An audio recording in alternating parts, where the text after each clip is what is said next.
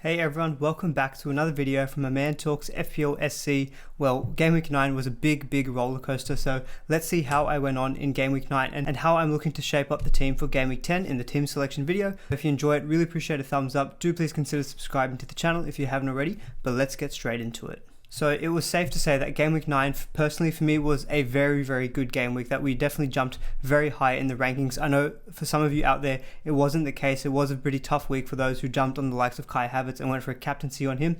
Basically, if you didn't captain Mo Salah, it was, for the majority of people, a pretty tough week. I would just say that, we're very early into the season. It's very easy to still climb the ranks. There's still so much time left, so don't be too disheartened. Move on and get ready for Game Week 10. So just looking at how we went in Game Week 9, starting from the back there, some notable performances, obviously, from Trent Alexander-Arnold and Reece James. Really happy as well with Reece James getting that goal. I took the punt on him on the wild card, and he disappointed in the first week being on the bench, but he obviously was starting in this game against Norwich. He got the goal, got the clean sheet, and some bonus points in there as well. So obviously very happy with that return. That's why we kind of invest in these higher upside attacking Chelsea wing-backs. Although part of me is wondering if Chilwell probably was the right pick, because it looks like he is a bit more assured of a start than, say, the likes of Reece James. Trent obviously got an assist for Jota. He also had a really good shot on target that got saved by De Gea, so he could have had an even bigger haul. But 10 points from Trent, just doing what he normally does. A bit more disappointing from the likes of Cancelo, obviously getting a yellow card, and obviously Man City conceding that penalty, so only the 1 point there, but he's a long-term pick, not too concerned with him. Ramsdale, obviously Arsenal conceded that pretty lazy goal to Villa, but otherwise he looked pretty good himself. Some good distribution from his feet and made a couple of nice saves as well. So he did earn a save point in this game, so on his way to 3 points there. Midfield is where all the damage was done really for Game Week 9. You can see Mo Salah captaincy, a hat-trick and an assist in that crazy game at Old Trafford versus United. Who was seeing a hat-trick coming from Salah? We knew that he might get something because he's in that good form, but a hat-trick, come on. United have looked pretty leaky, but we weren't expecting that. So obviously, I do feel lucky that I did captain him, because without Lukaku's injury, I probably would not have captained Salah. Just with Lukaku going down, it just made me default to Salah, and I would have missed out on his big haul. So I got the luck of the green on this particular occasion, but let's see how long it lasts for. Mason Mount, I will say, I would fall into that category of getting very lucky. Again, obviously we picked him on the wild card, not for a 24-point haul though. I'll gladly take it, but I was expecting more like 6s and 7s from Mount. He kind of ticks along. But a hat-trick and an assist as well against Norwich, that was just unbelievable. And it was very encouraging to actually see him play really far forward without the likes of Lukaku. It was a little bit jammy in the sense that he missed his first penalty and he got to retake it, and that in itself was a big swing in his points. And then obviously in the third goal was a bit of a tap in, so it was very easy. So he got a big return of 24 points, which obviously I'm ecstatic about, and I still think he's a good pick. Obviously, I picked him on the wild card for reasons. Chelsea still have some nice fixtures. His underlying stats are very good, so I do still think he is worthwhile. I just would not expect this kind of return from him ever again, to be honest, in FPL. Everyone else in the midfield, a little bit disappointing. Mbeumo and Rafinha both subbed off with injuries before the 60-minute mark, so only the 1 pointers from them respectively. Not ideal. Similar story with Jamie Vardy as well, getting subbed at half-time. He was our transfer in for Lukaku. Reason I went for Vardy was that I wasn't quite sure how committed I would be to the likes of Harry Kane, who's a little bit more expensive. Vardy still had some decent long-term fixtures as well. He had the form, and so I thought it would probably be a bit more of a sensible move to go with Vardy, but obviously a little bit disappointing on this occasion, just with the single point. Antonio getting the goal against Spurs, obviously good to see him still get some attacking returns. He's been a little bit more quiet in the past couple of weeks, but pretty happy with the 7-pointer, and I definitely am rethinking as well. I've mentioned in previous team selection videos that Antonio might be someone who I want to make way, but given the lack of kind of other good mid-price forwards, or just forwards in general, I'm just thinking he could actually just be a solid set and forget for the duration of the season. He has gone up in price again to 8.2 million, so we're gaining extra value on him. So it does make selling him a little bit more difficult. So he's definitely someone who I'm thinking a little bit more about in terms of, do I actually want to sell him, or should I just be happy to hold him on? Finally, probably the worst decision I made for Game Week 9 was playing Armstrong over Livramento. Armstrong got the single point and Livramento got the 9 points sitting on the bench there. Reason I went with Armstrong was that, based on the comments that I was reading in the press conferences, it still seemed like he was, in favour, I guess, to an extent, or, there were still positive comments around him. So I thought, if he has a chance of getting a start or even some decent minutes against Burnley, I wanted to take advantage of that. Obviously, in hindsight, I should have just played the odds and played Livramento, who was, set for 90 minutes, and he scored the goal, and he hit the post as well. He could have had more than just that 9-pointer there. Obviously, it's a little bit sad to see that on the bench there, 9 points instead of the 1 from Armstrong, and that would have topped off what was already a great week. So in the end, I can't actually be too disappointed by that, but yeah, in the future, I might rethink those decisions a little bit more instead of being a bit blasé about it. But overall, I really can't complain. Game Week 9 was fantastic. We scored 110 points, which is just unreal. My Game Week rank was 115k, which is, super high. And the overall rankings, we went up so much, which kind of shows how close it still is. So I wouldn't read too much into that ranking change, but I went from 235k up to 66k. That's a huge rank improvement. So on the back of, Mount, Salah, Reece James and Trent all performing, that was a big green arrow. Obviously, if we played Livramento, I could have been up and around the 30-40k. I haven't checked what the case actually would be, but I'm not too concerned about it. So overall, very happy with Game Week 9. And let me know in the comments below how you guys all went on for Game Week 9 as well. So taking a look now at the team for Game Week 10, not too many changes here at the moment. We have decided to actually play Livramento instead of Armstrong. He is on the bench there. And there are a few issues obviously with the team. There's some yellow flags on Rafinha, Mbeumo and Jamie Vardy. Based on news that I've seen actually this morning on Twitter, it looks like Rafinha could actually be fit to play against Norwich, which is great because if he wasn't fit to play against Norwich, he was definitely going to be someone I was looking to sell because the fixtures for Leeds after the Norwich game aren't as easy as what they have been already, and Leeds themselves haven't been looking the best. Obviously, they've missed a lot of key personnel with like Bamford, Calvin Phillips out, so Rafinha hasn't been able to have other good players around him to be able to score his chances that he's creating, or just finishing opportunities in general. So Rafinha, without those other good guys, hasn't been doing as well.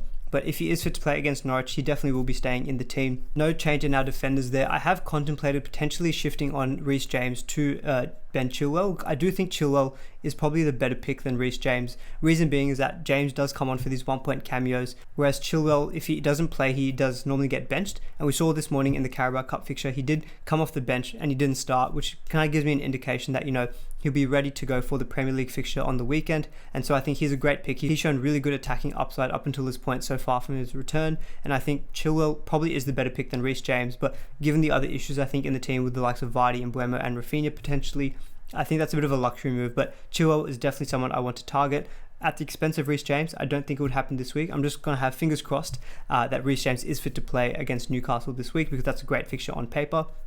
Rest of the defenders, Ramsdale against Leicester isn't a fantastic matchup. If Vardy doesn't play, obviously that makes it a little bit better, but Leicester still have some good attackers with Patson Daka, Iheanacho and Maddison, so I wouldn't think that there's a clean sheet on offer there for Ramsdale, but he could get potential for saves.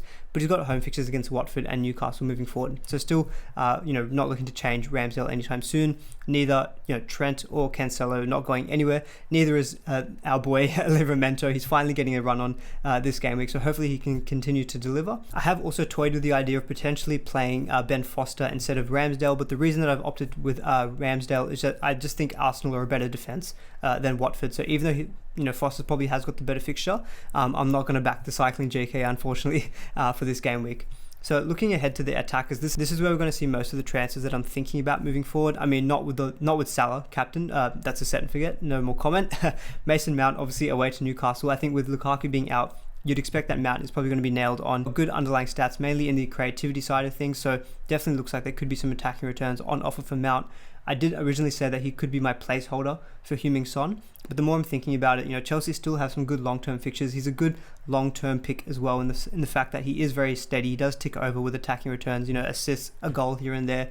And so I am rethinking if I do want to go ahead with that plan of going Mason Mount up to Son. But that's something I'm going to be thinking about. Rafinha, as I mentioned, if he is fit to play, he definitely will run out for me in game week 10. In Mbeumo, if he is unavailable to play, I probably will just bench him, but that probably means I will have to make a transfer not to Mbeumo but somewhere else in the team, because I still think that with those good fixtures coming up for Brentford, you can see Norwich, Newcastle, Everton there, and if he is fit to play against Burnley, I'm definitely going to want him. He's shown good underlying attacking stats, and so I think Mbeumo probably is going to be someone who I will bench this game week if he is unavailable to play. But if he is available to play, we will obviously play him. Looking at the forwards, I think this is where I'm doing most of the thinking around the team. So Vardy obviously has got a yellow flag, and we just don't quite know the extent of his injury up until this point. We'll have to wait until Friday press conferences. Based on his substitution at halftime, it seemed like he had a bit of a knee complaint in the warm-up, and then they kind of tested it out in the first half, but he decided that it wasn't quite 100%. So it seemed like a bit of a precautionary move, but from my knowledge, what I've seen on Twitter, he hasn't yet trained with the team, and that is a little bit of a concern because they do have the early kickoff on Saturday.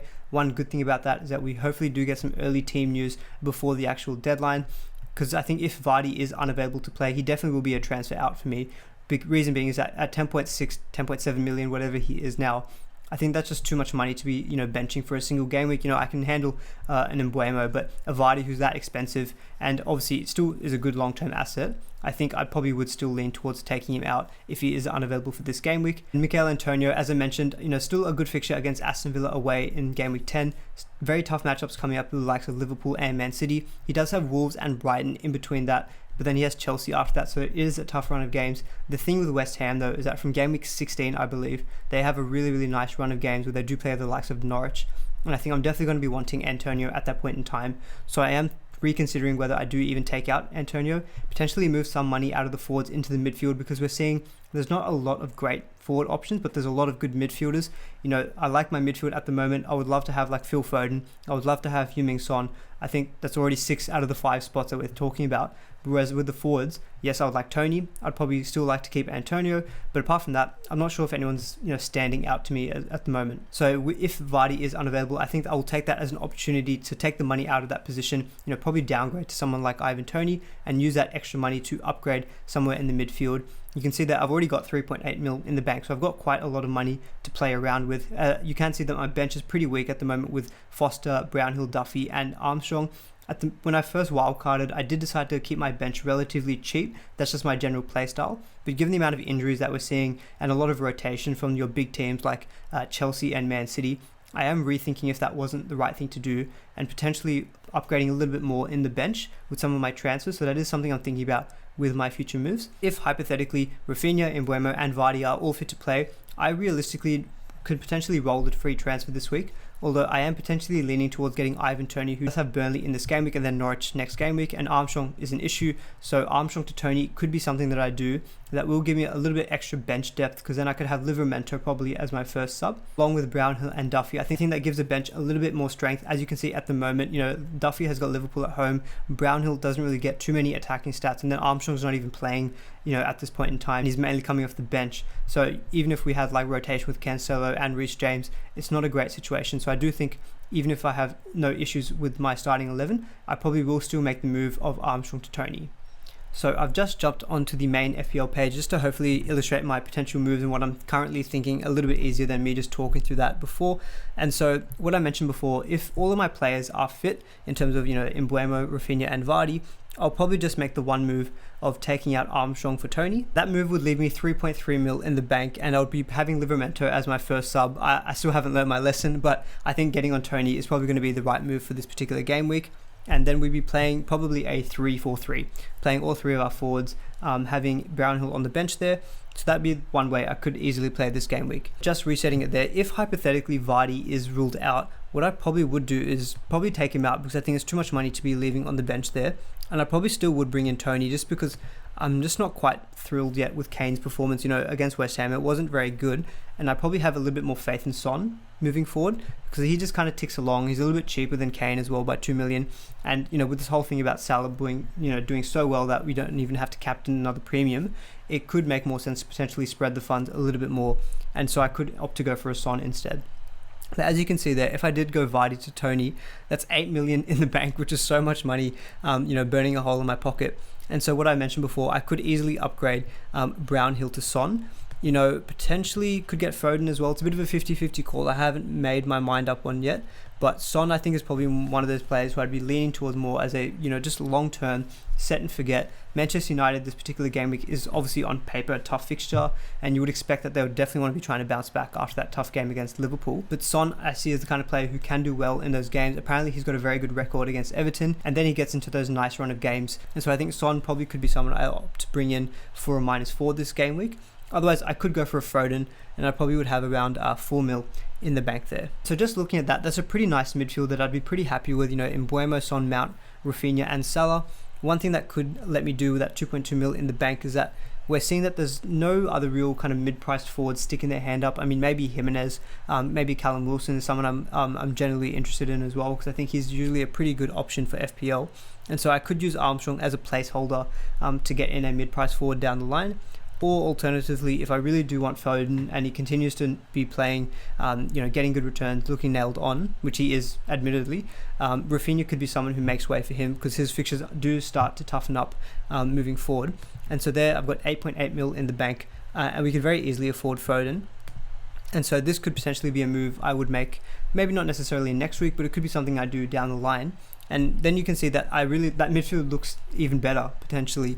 And so I really am leaning towards, shifting the money into midfield, because I think it's probably the way to go for the time being, up until we see potentially some other good mid-price forwards stick their hand up. The only downside of doing this though is that it makes bringing in someone like Harry Kane very, very difficult. There's no premium forward slot, and it would also make it a little harder, further down the line, to bring in like Ronaldo, because from game week 15 or 16, we're definitely going to be wanting, Manchester United assets. So I'll just quickly look at the fixtures for Manchester United here. So you can see there, it's still a few tough games in there for like Tottenham, Man City, and Chelsea and Arsenal. But from game week 15, Crystal Palace, Norwich, Brentford, Brighton, Newcastle, Burnley. I mean, it's an insane run that they go on from game week 15 up until around game week 27. So I think, yes, it might be nice to put the money into midfield, but I just don't want to commit to it straight away, and leave myself exposed to, if I have to rush back into a, Cristiano Ronaldo. If I spread the money too much, it would require 2 or 3 or more transfers, a lot more hits to do that. So I am potentially thinking a little bit about that. But for the time being, I think I'm probably going to be sticking to that Armstrong to Tony move. And if Vardy's ruled out, I'll do Vardy to Tony, and then Brownhill up to either Son or Foden, but I haven't made a call on that yet. I'll make a final decision on that closer to deadline, based on updated press conference news, and also some potentially early team news, as Leicester do have the early kickoff. I'm going to leave the video there. Hopefully it was useful for you guys to listen through my current thoughts. I know I haven't really made any definitive changes, or made any definitive changes at the moment, but I think it's kind of weak where I've got 3 flags. I want to get all the information. I don't mind if there are some price changes, because I've got enough money in the bank to make most of the moves that I want to. So hopefully you still enjoyed all my rambling. If you did, really appreciate a thumbs up. Do please consider subscribing to the channel if you do enjoy the content, but I'll see you all in the next video.